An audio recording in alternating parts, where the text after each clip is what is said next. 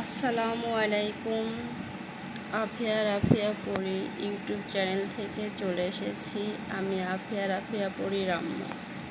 আপনাদের দোয়া ও ভালোবাসার সাপোর্টে আমি সামনের দিকে এগিয়ে যেতে চাই।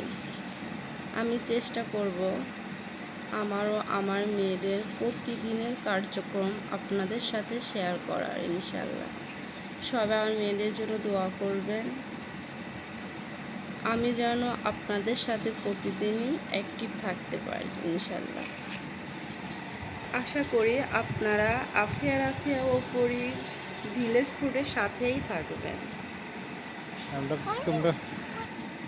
আমিও ছোটোবেলা থেকে গ্রামেই ভিলেজেই বড় হয়েছি। হয়তো পড়াশোনার জন্য ছিলাম ঢাকাতে, 12 বছর একযুগ। 1.5 বছর হয়েছে আমি বাড়িতে চলে আসছি। তো আগে আমার বিজনেস ছিল, এখন বেবিদের জন্য সব কিছুই বাদ। পড়াশোনার পাশাপাশি ব্যবসাটা ছিল। তো এখন করোনার জন্য মূলত সব কিছু বাদ দিয়ে দিয়েছি। তারপরে বেবি, আর আসলে বিজনেস নিজে না দেখলে হয় না। তবে বিজনেসের মধ্যে আলাদা একটা শান্তি আছে যদি নিজে করা যায়। তবে নিজেকে শ্রম দিতে হবে।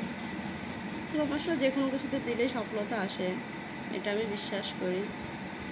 আর সব থেকে বড় কথা, 2টা ছোটো বেবি, তো এদেরকে রেখে তো আসলে আমরা মেয়েরা চাইলেই সব কিছু করতে পারি না, আবার চাইলে অনেক কিছুই করতে পারি।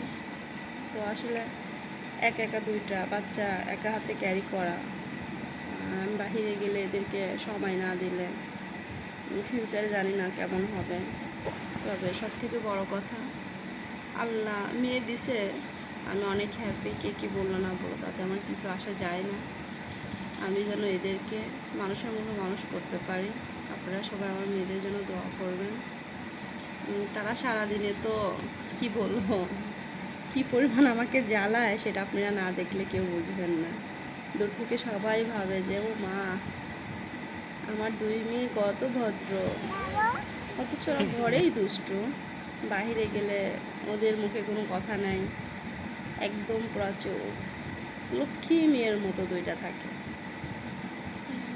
তো এই লক্ষ্মী মেয়ে 2টা যেন সারা জীবনে লক্ষ্মী হয়ে থাকে। আমার ভিডিও এখানে শেষ করছি। আপনারা সবাই আমার সাথেই থাকবেন, ইনশাল্লাহ।